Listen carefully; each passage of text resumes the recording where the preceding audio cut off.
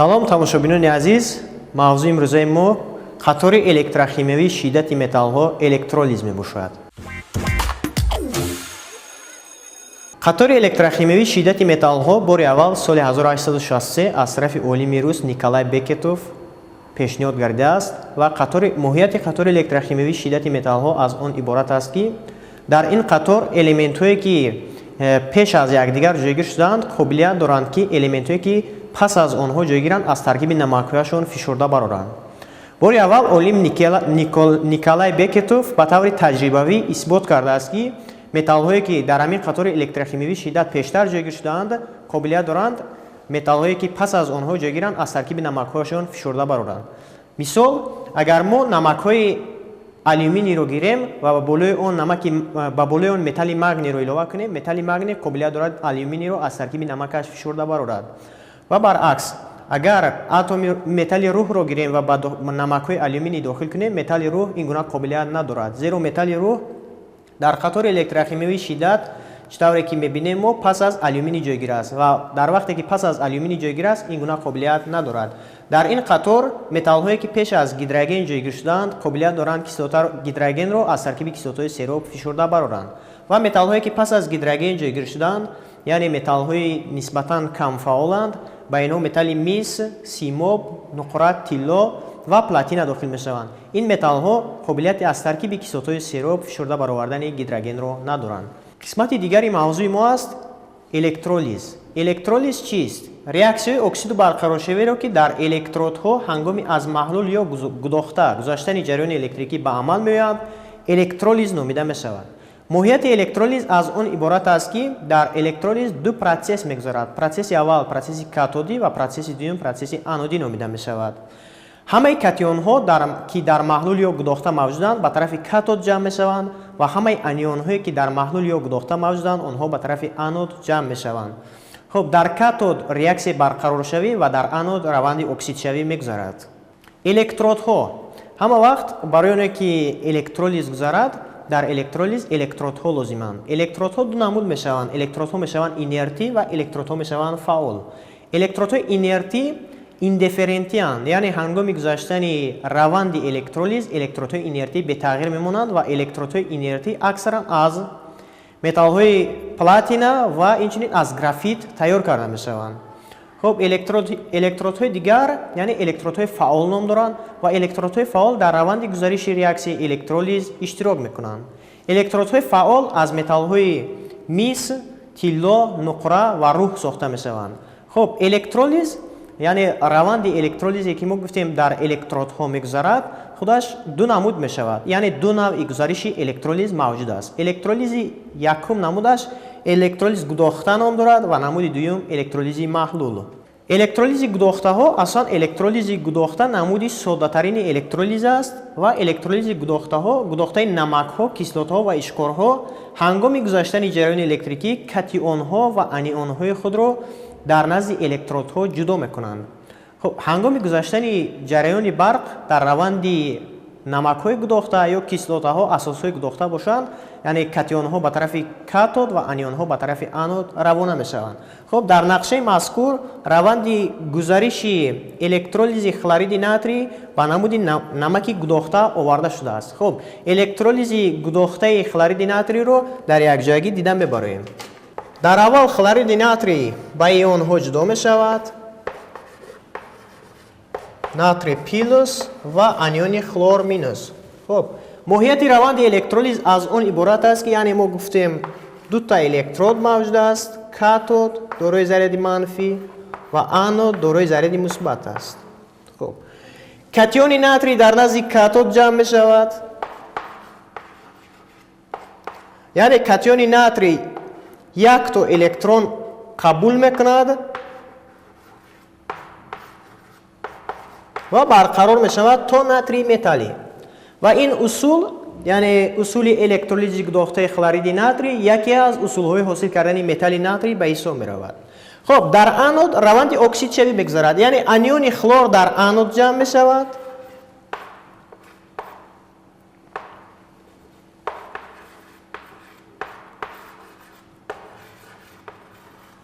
аниони хлор ду то электрони худро дода ба хлори озод мегзарад. хуб дар ин маврид яъне дар реаксияи якум як электрон ва дар реаксияи дуюм ду электрон иштирок мекунад. ҷояшонро иваз мекунем.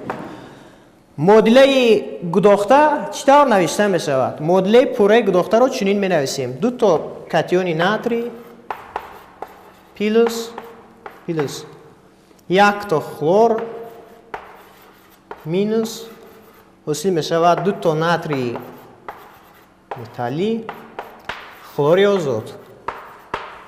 яъне дар намуди умумӣ натрий хлорро мо гирифтем, электролиз кардем дар шакли гудохта, ҳосил шуд натрий плюс хлор 0. яъне моҳияти раванди электролизи гудохта аз он иборат аст ки дар катод пурра худи металл ҷудо мешавад ва дар анод хлор оксид мешавад. аз сабабе ки хлор газ аст, хлор хориҷ мешавад ва меравад ва дар сатҳи катод металли натрий мемонад. ва ин усул яке аз усулҳои беҳтарини ҳосил кардани металлҳои ишкорӣ ва ишкорзаминӣ дар саноат ба ҳисоб меравад. хуб ин аз намуди электролизи гудохта электролизи намаке буд ки ин намаки мо дар таркибаш аз боқимондаи кислотаи беоксиген таркиб ёфтааст. ва агар намак аз боқимондаи кислотаи беоксиген таркиб ёфта бошад, дар ин маврид дар анод чӣ тавре ки мо мушоҳида кардем, худи боқимондаи кислотагӣ оксид мешавад. агар намаки мо аз боқимондаи кислотагӣ оксигендор таркиб ёфта бошад, вобаста ба ҳамон металли мо, масалан вобаста ба оне ки намаки мо дар таркибаш аниони SO4 дорад, NO3 дорад ва оксиди ҳамон металлҳо ҳосил мешаванд. хуб намакеро ки дар таркибаш боқимондаи кислотагӣ оксигендор дорад, дар шакли гудохта электролизашро якҷоя дида мебароем. хуб мисол мегирем намаки сулфати натрий, натрий 2SO4. дар аввал намак диссоциатсия мешавад, ҳосил мешавад катиони натрий ва аниони SO4. дар мавриди аввал дар катод ки дорои заряди манфӣ аст, катиони натрий ҷамъ мешавад дар назди катод ва катиони натрий электрон қабул мекунад, ду то мегзарад ба натрии металлӣ. дар анод бошад, аз сабабе ки боқимондаи кислотаи мо оксигендор аст, боқимондаи кислотаи оксигендор метавонанд то оксидҳои элементи марказӣ, яъне оксид шаванд. SO4 2 минус 2 электрон мегзарад SO2 плюс O2. хуб сабабе ки ду электрони иштирок кардаги аст дар раванди реаксия мешавад 1 менависем дар намуди умумӣ 2 то натрий плюс SO4 2 минус ҳосил мешавад 2 то натрий металлӣ SO2 плюс O2. гази оксиген хориҷ мешавад. дар намуди молекулавӣ менависем реаксияро.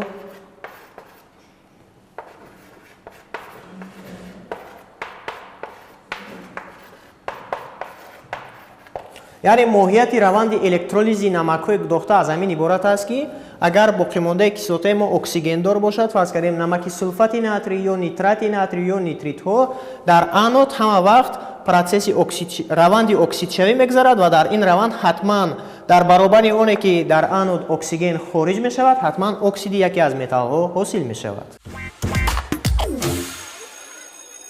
мо дар аввал гуфта будем ки дар катод раванди барқароршавӣ мегзарад.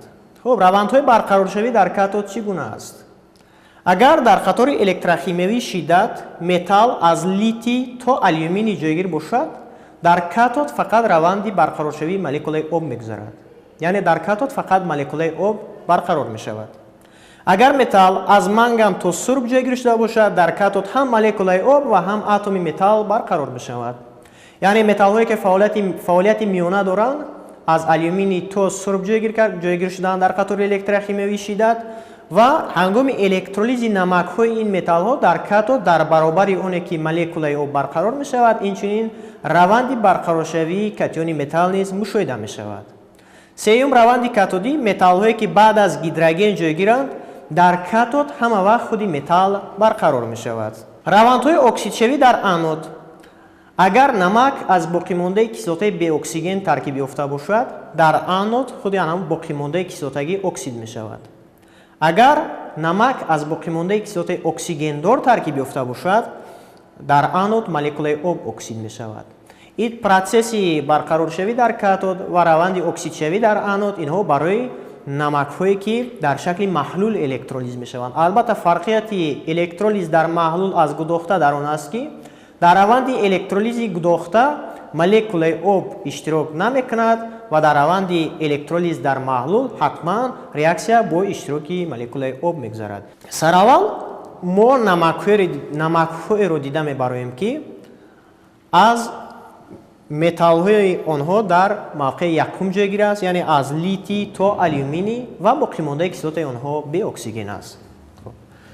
электролизи маҳлули обии хлориди калийро дида мебароем. дар аввал раванди диссоциатсияи намак мегузарад, яъне ҷудо мешавад ба катиони калий ва аниони хлор. аз сабабе ки дар реаксияи мо молекулаҳои об низ иштирок мекунанд, молекулаи об низ дар навбати худ диссоциатсия мешавад ба катиони гидроген ва аниони боқимондаи кислотагӣ. хуб, дар катод ва анод чӣ гуна раванд мегузарад? хуб, дар катод зарядҳои мусбат ҷамъ мешаванд. мо чӣ тавре ки аз рӯи қоида гуфтем, агар металл аз литий то алюминий ҷойгир бошад, дар катод раванди барқароршавии молекулаи об мегузарад. албатта катод ба ҷамъ мешавад калий плюс гидроген, анод ба ҷамъ мешавад хлор минус ва OH минус. чӣ гуна раванд мегузарад дар катод? молекулаи об барқарор мешавад.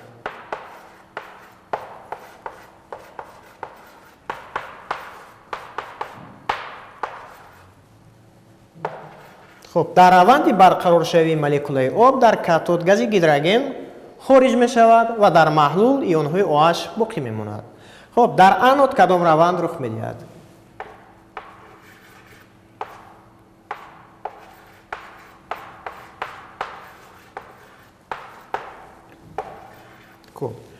намаки хлориди калий аз боқимондаи кислотаи беоксиген таркиб ёфтааст. агар намаки мо аз боқимондаи кислотаи беоксиген таркиб ёфта бошад, дар анод раванди оксидшавӣ боқимондаи кислотагӣ мегузарад. хуб, раванди оксидшавиро навиштему, дар ҳар ду реаксия ҳам дутоги электронҳо иштирок карданд. як. хуб, модилаи реаксияро менависем. ду молекула об, ду то аниони хлор, ҳосил мешавад катиони гидроген OH минус хлор 2.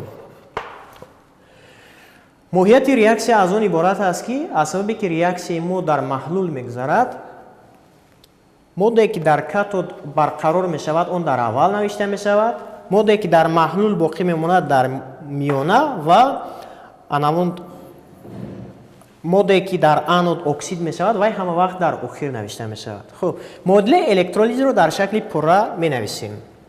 калий хлор, ду молекула H2O, ҳосил мешавад гидроген, хуб, калий OH, хлор. коэффициенти 2ро мегузорем, реаксияи мо баробар мешавад. хуб, аз сабабе ки дар маҳлули мо катиони калий мавҷуд аст, масалан катиони калий дар маҳлул озод истода наметавонаду, аз сабабе ки дар катод раванди барқароршавӣ мегузарад ва молекулаи об то гидроген барқарор мешавад ва дар анод аниони хлор то хлори озод оксид шуд. хуб, катиони калий бо аниони OH ки дар маҳлул боқӣ мемонад пайваст мешавад ва дар маҳлул гидрооксиди калий ҳосил мешавад. хуб, дар ин ҷо катод гидроген, дар анод хлор ва дар маҳлул гидрооксиди калий ҳосил мешавад. ин намаке буд ки аз металли фаъол ва боқимондаи кислотаи беоксиген таркиб ёфта буд. намаки дигаре ки мо раванди электролизи онро дида мебароем, намаке аст ки аз металли фаъол ва боқимондаи кислотаи оксигендор таркиб ёфтааст. барои мисол мегирем сулфати натрий. сулфати натрий یعنی از کاتیون ناتری و انیون SO4 ترکیب یافته است. چطوری که در قاعده‌های روندهای برقرارشوی کاتودی گفتیم اگر متال از لیتی تا آلومینی جایگیر باشد در کاتود پروسسی برقرارشوی مولکولای آب میگذرد و اگر انیون باقی مانده کیسلات اکسیژن دار باشد در آنود روند اکسید شوی مولکولای آب میگذرد. یعنی در هر دو حالت هم در روند الکترولیز مولکولای آب اشتراک میکند. خب سولفات ناتری دیسوسیاسیا میشود با کاتیون ناتری و انیون SO4. از بس که در ریاکسیون ما مولکولهای آب نیز اشتراک میکنند مولکولای آب دیسوسیاسیا میشود با کاتیون هیدروژن و انیون OH. در نزد کاتود جمع میشود کاتیون ناتری کاتیون هیدروژن. در نزد آنود باشد جمع میشود انیون های SO4 دو مینوس و OH مینوس. روند الکترولیز چگونه صورت میگیرد؟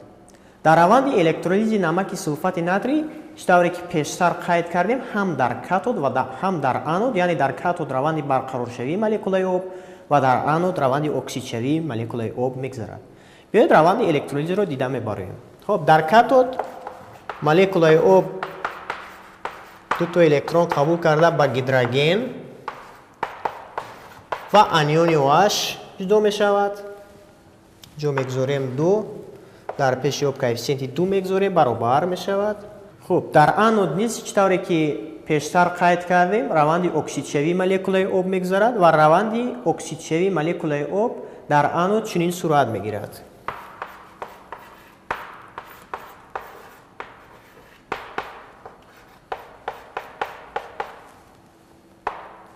در ریاکسیون یکم 2 تا الکترون اشتراک کرد، در ریاکسیون دوم 4 الکترون. جاشون رو عوض میکنیم. اینجا می شود 2.1. الکترون های اشتراک کرده رو با کوفیسینت ها ضرب کرده مدل ریاکسیون رو می نویسیم. یعنی 2 کرات 2 می شود 4 مولکولا آب پلس در پایان 2 مولکولا آب اشتراک کرده است. در اول در کاتود 2 تا هیدروژن 4 تا انیون OH 1 تا اکسیژن 4 تا دیگر کاتیون هیدروژن. 4 تا انیون OH با 4 تا کاتیون هیدروژن 4 مولکولا آب رو میدهد. در اینجا 4 OH با 4 تا H پلس 4 مولکولای آب رو که میدهد. در طرف راست هم 4 مولکول آب، در طرف چپ هم 4 مولکول آب. خب 4 مولکول آب با هم دیگر اختصار میشن. باقی مونده‌اش رو مینویسیم. 2 تا آب 2 تا هیدروژن اکسیژن. مدل ریاکسیون در نمود عمومی چنین نوشته می شود. نمک سولفات ناتری